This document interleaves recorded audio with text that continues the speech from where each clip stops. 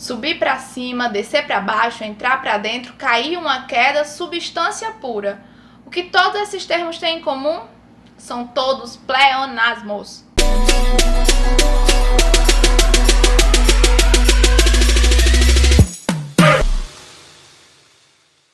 Olá, sejam muito bem-vindos a mais um vídeo desse canal. Eu sou a professora Artemisia, peço que você se inscreva. Se já é inscrito, deixe seu like e compartilhe esse vídeo nas suas redes sociais. Imagine o átomo como se fosse aquele seu amiguinho, doido para descolar uma parceira. E quando ele finalmente encontra sua cara metade, os dois se ligam e vivem felizes. Bigode fininho, cabelinho na régua, ela olhou pra mim, eu olhei pra ela. Até o dia em que uma forma de energia vai desestabilizar essa união. E para que os átomos se ligam?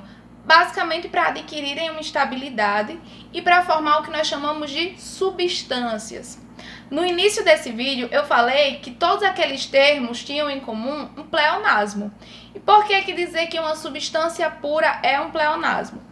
Porque vejam bem, uma substância é uma porção da matéria que tem características muito bem definidas. Uma substância ela tem seu próprio ponto de fusão, seu próprio ponto de ebulição, sua densidade, a inflamabilidade, sua cor e por aí vai. Então são características próprias daquela substância. Então é redundante você dizer que é uma substância pura, porque obviamente se ela é uma substância, ela é pura. Então, ao longo dessa aula, provavelmente algumas horas eu vou falar só substância, outras substância pura, entenda como a mesma coisa.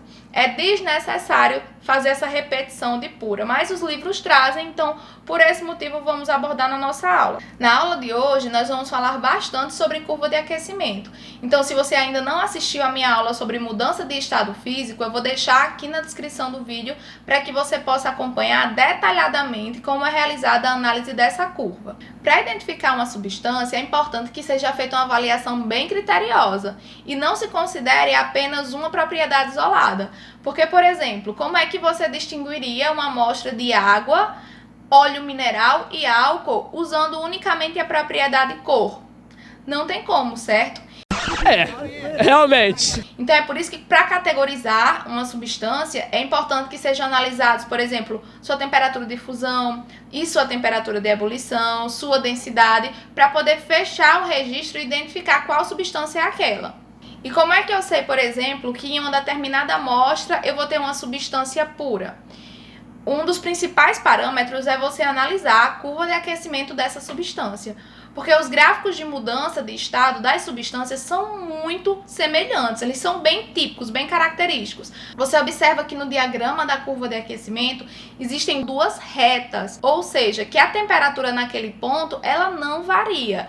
E a gente chama esses dois pontos de temperatura de fusão, que é a passagem do estado sólido para o estado líquido, e temperatura de ebulição, que é a passagem do estado líquido para o estado de vapor.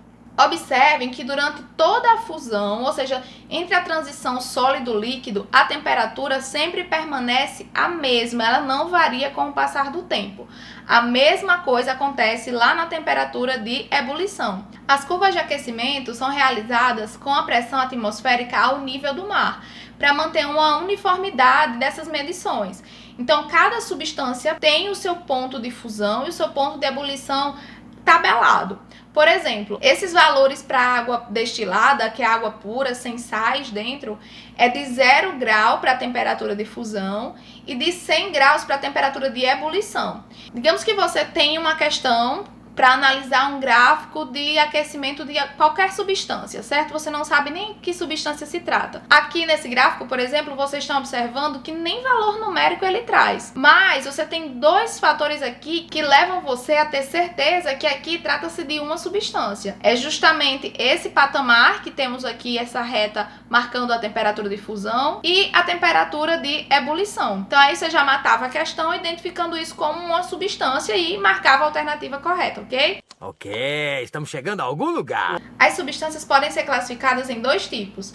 As substâncias simples, quando na sua fórmula apresenta apenas um elemento químico, é o caso do H2, que é o gás hidrogênio, o O2, que é o gás oxigênio, o O3, que é o ozônio, o Cl2, que é o gás cloro. Já as substâncias compostas apresentam em sua fórmula dois ou mais elementos químicos. Por exemplo, a água, que tem a fórmula H2O, o gás carbônico, que é o CO2, a amônia, que é o NH3, o C6H12O6, que é a fórmula da glicose. Todos eles têm em comum o fato de ter mais de um elemento químico na sua fórmula. Na natureza é muito raro se encontrar uma substância isolada.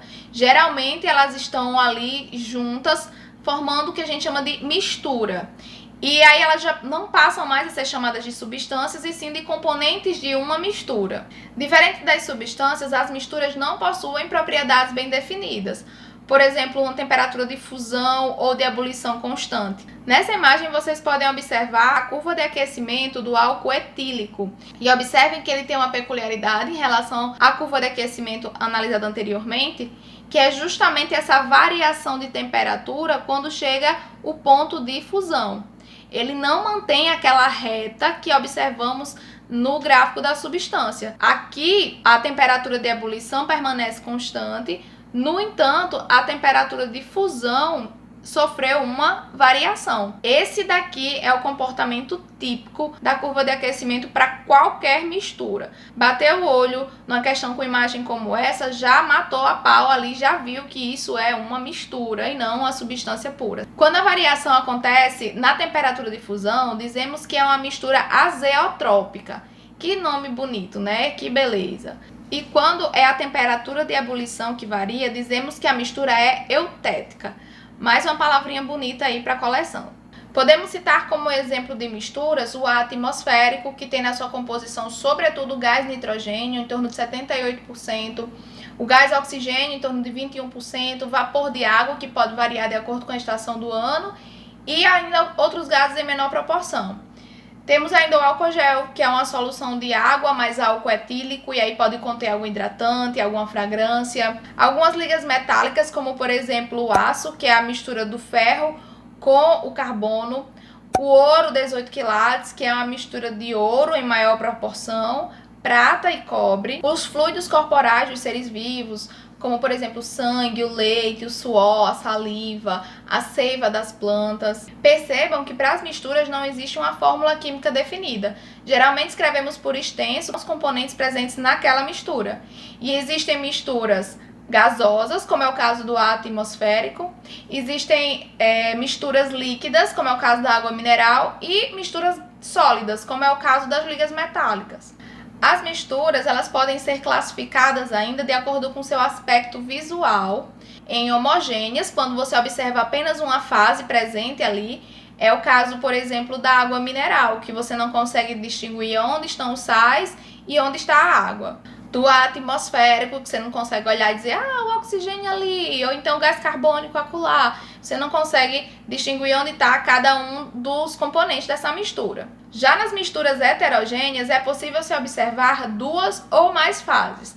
É o caso de quando você mistura água e óleo. Você observa que o óleo forma uma fase na parte de cima, por ser menos denso, e a água fica embaixo.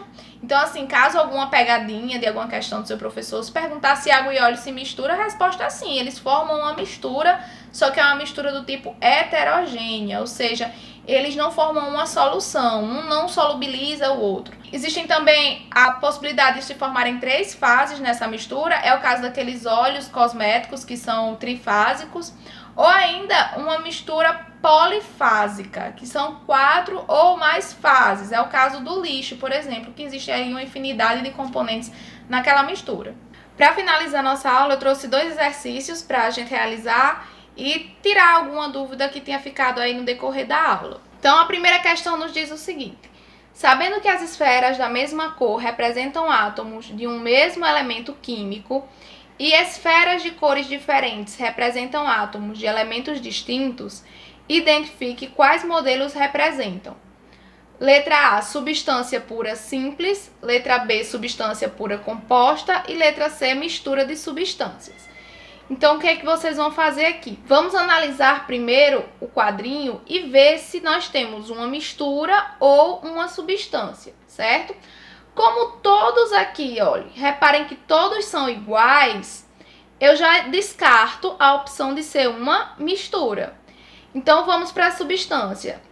Vamos relembrar o conceito. Substância pura simples é aquela que é composta por apenas um tipo de elemento. Aqui fica bem claro que nós temos dois, né? Dois elementos distintos. Então, isso aqui é o quê? Uma substância pura composta. Então, vamos marcar aqui a número 1. Número 2, mistura ou substância. Como todos são iguais, não temos aí uma mistura, né? São as substâncias. E como os dois componentes da molécula são iguais, dizemos que é uma substância pura simples, né? Vamos colocar o número 2 aqui. No item 3, mais uma vez, olha, não temos diferentes tipos de substância, é a mesma. E nessa substância, os 3 elementos são iguais, portanto, uma substância pura simples. Aqui no item 4, as duas figuras nos mostram o quê? Que é a mesma substância, certo? Só que mudou um pouquinho a posição aqui, mas trata-se da mesma. Se é substância, vamos olhar agora se tem um ou dois tipos de elemento. Aqui tem 2 tipos, né? Então é uma substância o quê? Composta. Item 5, ó, a situação mudando aqui de cara, né? Aqui vocês observam que já temos substâncias diferentes. Logo, é uma mistura. Questão item 5 é uma mistura. Item 6, mesma coisa, ó. Aqui temos um tipo de substância, outro tipo e outro tipo aqui. É uma mistura. Item 7, preste bem atenção. Pode parecer que temos apenas um tipo de substância. No entanto, ó, repare que essa substância é diferente dessa. Então, também é uma mistura. E no item 8 temos o quê? 2 substâncias distintas. Então, também é uma mistura. Vamos para a próxima questão. A curva de aquecimento, representada no gráfico, mostra a variação de temperatura em função do tempo de uma amostra de álcool vendida em supermercado. Considerando-se essas informações, uma análise desse gráfico permite corretamente afirmar: letra A, o álcool da amostra é uma substância composta pura. Pessoal, nós falamos na nossa aula de hoje que o álcool é o quê? É um exemplo de mistura, especificamente uma mistura homogênea. Letra B, o vapor formado no final do aquecimento contém apenas etanol. O álcool, ele é altamente volátil. O que é isso? Uma temperatura já bem baixa faz com que ele vire vapor. Basta que você deixe, por exemplo, aí um álcool aberto, ele rapidamente vai virar gás, né? Vai volatilizar. Então, de forma alguma, a letra B tá errada. Letra C, a temperatura de ebulição mostra que esse álcool é uma mistura azeotrópica. Mistura azeotrópica é aquela em que há variação na temperatura de fusão. Houve variação na temperatura de fusão aqui, logo a resposta está correta. Isso daqui é uma mistura azeotrópica. Vamos dar uma olhadinha aqui nas outras proposições. Deixa eu só dar uma dica bem cuscuz com leite aqui para vocês. Eutética começa com letra E de ebulição. Logo, quando houver uma mistura eutética, vai ser aquela que vai variar a temperatura de ebulição. Não é o caso na nossa questão. Aqui na nossa questão, o que variou foi o que? A temperatura de fusão. Logo, é uma mistura azeotrópica. Vamos dar uma olhadinha aqui nas outras alternativas. A letra D diz: a temperatura de ebulição constante mostra que o álcool da amostra é isento de água. Nada a ver, né, pessoal? Não tem nada a ver isso daí. Nós vimos que as misturas, elas podem variar apenas um dos dois, ou a temperatura de fusão ou a temperatura de ebulição. Letra E, a temperatura de fusão variável mostra que o álcool vendido em supermercado é uma mistura eutética. Não, é uma mistura o quê? Azeotrópica, que foi a alternativa C que a gente já marcou. Pessoal, é muito importante destacar aqui que eu parei para analisar ponto a ponto da questão, porque nós estamos numa aula, então nós temos tempo para discutir cada uma das alternativas. No entanto, se você está realizando uma prova, seja ela de concurso, seja Enem, seja na sua escola, não perca tempo analisando gráfico como um todo, por exemplo. A ordem correta é basicamente você ler o enunciado todo e só analisar os pontos que a alternativa pede.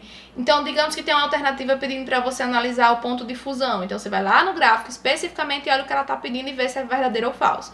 Tá pedindo para você analisar o ponto de ebulição, mesma coisa. Porque eu vejo muitas pessoas acabam se perdendo em análise de gráfico. Então, ficam divagando nos seus próprios pensamentos, discutindo o sexo dos anjos consigo mesmo e perdem tempo. Então, assim, quando você está fazendo uma prova, você requer um tempo hábil para realizar cada questão. Então vai ter questão que vai exigir mais de você. Então não fique procurando problema onde não tem, certo? Chegou na alternativa correta, marca e passa para a próxima. Espero que a nossa aula de hoje tenha sido de grande valia para você. Espero ter lhe ajudado, né, com o conteúdo que você está estudando. E até a nossa próxima aula. Tchau!